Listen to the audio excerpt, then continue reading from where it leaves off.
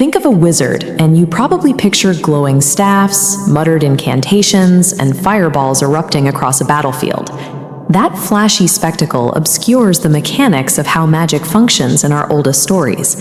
Over time, this supernatural force shifted from a terrifying, uncontrollable element of nature into a tool used to teach children the value of sharing. In literature, spells operate as narrative devices engineered to force characters through a process of change. The archetype of the enchanter serves as a catalyst. These characters use their power to alter physical bodies, forge empires, and shift human perspectives. Tracking the evolution of this enchanter reveals why we remain focused on stories of metamorphosis across 1,000 years of history. Long before the image of a wise old man in a pointy hat took hold, the wizard archetype had far darker origins. The character of Merlin takes root in Celtic legends as Myrddin Wilt. He was a bard driven to madness by the horrors of war, fleeing civilization to live as a wild man in the Caledonian forest. This early iteration of magic is primal. The oldest texts link the wizard's power to demonic parentage and the ability to shapeshift into animals.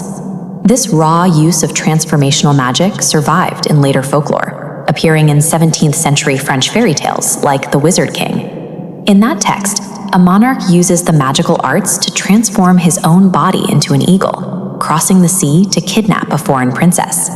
In these foundational texts, magic represents the unpredictable physical realities of the natural world that early societies could neither control nor explain.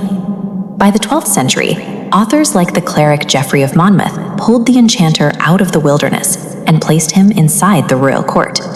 Here, Merlin evolves into a political architect, using his foresight to manipulate the destiny of the British kingdom. He executes feats of worldly transformation, orchestrating the monumental construction of Stonehenge to serve as a burial ground for the crown. He then engineers the birth of King Arthur by casting a spell that alters Uther Pendragon's physical appearance, allowing the king to deceive his enemies. These specific political machinations lay the groundwork for the Arthurian legend, leading to the establishment of the Round Table and the knight's search for the Holy Grail. The enchanter of the Middle Ages represents human ambition. Magic has scaled up to become a systemic tool used to forge empires and control the fate of nations. In modern storytelling, the scale of magic shrinks. It moves away from geopolitical maneuvering and turns toward internal, moral transformations. Take the modern children's fable, The Magic Playhouse. The Grand Enchanter is reimagined as a humble clown working as a toy maker. He builds a castle with magical toys for a selfish princess, but with a condition: neglected items will vanish. As the playhouse begins to disappear, the magic forces the princess to share. By inviting the children of the kingdom to play, she restores the castle and her own perspective. Modern literature uses world-ending magic for personal growth. The goal of the wizard has shifted from crowning kings to altering the character of a single child. Over a millennium, the magic user has traveled from the untamed Celtic wilds to the polished courts of Camelot, and finally into the modern classroom. This archetype endures because it speaks to our interest in the concept of personal change. The wizard's influence is measured by the character development left in their wake. They act as the force pushing a hero from selfishness towards wisdom. This poem describes a book as a door to unseen lands of kings and dragons.